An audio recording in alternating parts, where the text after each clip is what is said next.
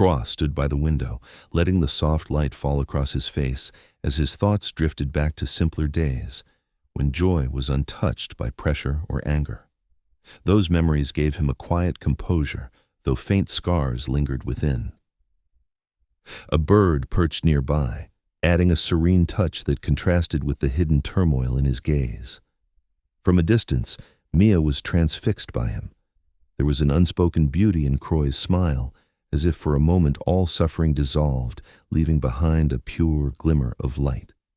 Beneath the shade of the trees, Croix recalled his childhood refusal to wear dresses, yearning instead for the simple freedom of trousers, as though they could grant him space to run without restraint. That memory clashed with the stark reality before him as Mia slowly revealed her arm, marked with the tattoo branding her as a P. The name Toru surfaced, heavy with bitterness.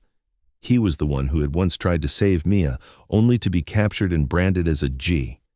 Their conversation shifted toward the meaning of the codes that shackled people within the oppressive system.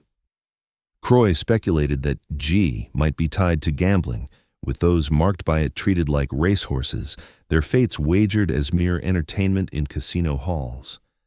Though he clung to a faint hope that it might be a happier fate than that of the P, the shadow of suffering lingered.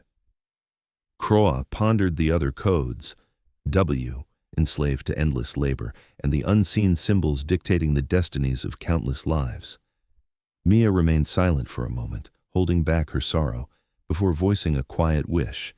The Toru might one day see Croix's smile, as if that smile itself could be a fragile light piercing through their darkness. Croix looked at Mia with a rare sincerity, confessing that he too longed to see Toru. Though he knew that those branded as livestock had no right to choose whom they wished to meet, he nevertheless vowed to search for Toru's whereabouts. With calm resolve, Croix revealed his willingness to try everything, even if his existence was reduced to that of a pet. Yet, amidst the weight of despair, there lingered a fragile stroke of fortune. Mother, the one in power, had taken a liking to him, granting Croix the slightest chance to pursue a hope that seemed otherwise impossible. Croix descended the stairs alongside the powerful figure known as Mother, but the atmosphere quickly turned tense. With a cold tone, she remarked that his childhood friend was now nothing more than livestock, before questioning Croix's interest in someone other than herself.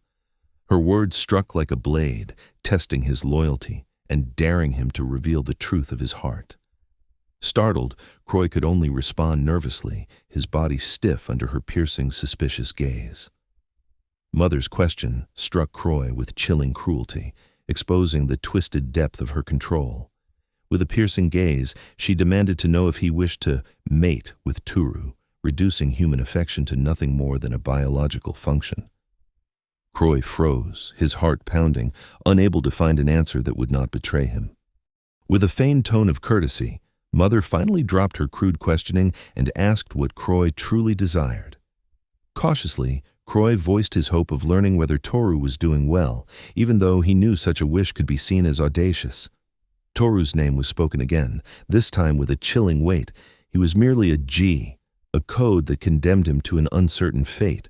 The suffocating tension finally eased when Mother, her eyes gleaming with intrigue, expressed interest in Croix's wish. She asked for time, as though granting him the faintest thread of hope that something could be done. Croix's face lit up with rare relief and gratitude, his eyes shining with a fragile hope seldom seen beneath his usually composed demeanor. With heartfelt sincerity, he thanked her, addressing her as Mother in a tone of reverence. Half a month had passed since that promise was made, yet no news of Toru had come. Croix stood by the window, resigned to the thought that perhaps even Mother could not fulfill her word. But the silence of uncertainty was suddenly broken as Mia rushed toward him, her face alight with urgency. Breathless, she announced that Mother was calling for him, and more importantly, that she wished to speak about Toru. Croix's heart pounded, caught between a rekindled spark of hope and the dread of the bitter truth that might soon be revealed. Croix stepped into the spacious room, its shelves lined with books and the air heavy with the weight of authority.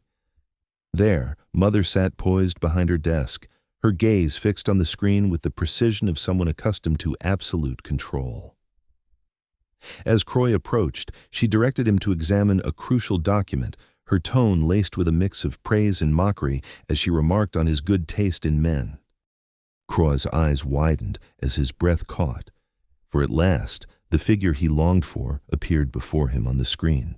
Toru's face was clear and unwavering, cold yet achingly familiar, striking Croy's heart with an overwhelming surge of emotion. Croy's eyes sparkled as he read the data Mother revealed, each phrase tied to Toru's name: lucky newcomer, giant killer, and a promising dark horse. Toru was not merely surviving, he was exceeding every expectation. Croy's heart swelled with both pride and unease, imagining his childhood friend caught in such a perilous competition. With calm authority, Mother slid forward a set of tickets for a match 3 weeks away, as if daring Croy to confront the truth for himself and witness Toru's fate firsthand. With a sly smile, Mother handed over the tickets, declaring that they would go see the buck Croy was so enamored with. Her words dripped with mockery, reducing Toru to little more than a show animal, yet still promising that the chance would indeed be granted. Croy lowered his head, his heart swirling with gratitude, fear, and the sting of humiliation.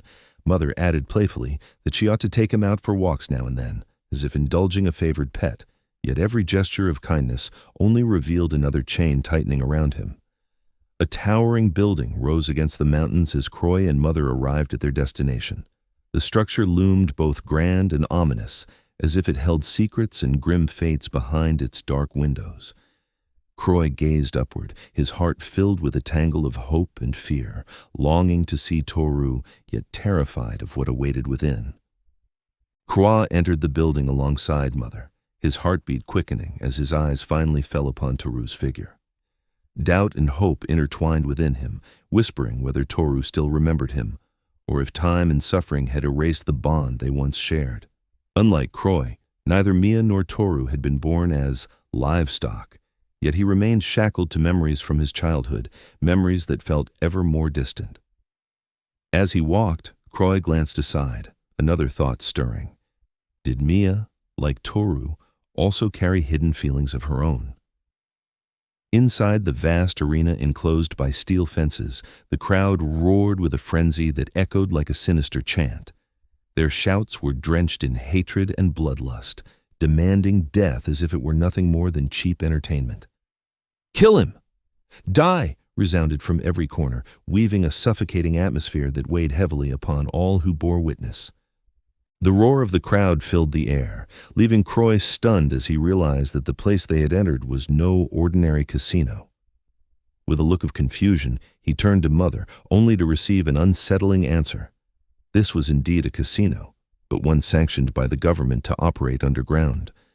The shows it hosted were not mild diversions, but extreme spectacles tailored for the wealthy, feeding on the suffering of others. Croy froze as his gaze fell upon Toru, lying helpless on the cold arena floor, his body illuminated cruelly under the blinding lights. Another fighter stood above him, a living emblem of the merciless battles turned into entertainment for the roaring crowd. Horror and helplessness seized Croy's heart. The childhood friend he had longed for had been reduced to nothing more than a victim of this savage spectacle. Croy rushed forward, his breath unsteady, his chest consumed by panic as he saw Toru lying helpless on the arena floor. His body trembled under the crushing weight of dread and despair. All around him, the crowd's roar grew louder, fueling the cruel atmosphere. Toru's opponent stood proudly with a satisfied smile, raising their arm high beneath the blinding lights as if basking in the glory of victory. Horror reached its peak as Croy stood frozen, watching blood spray across the arena. His eyes widened in disbelief, refusing to accept what he was seeing, a severed finger tumbling across the floor, leaving a dark trail in its wake. His breath caught in his throat, his face stiff with terror and despair. The brutal sight struck him mercilessly, as though the world conspired to reveal how little human life was worth in this place, turning raw suffering into heartless entertainment.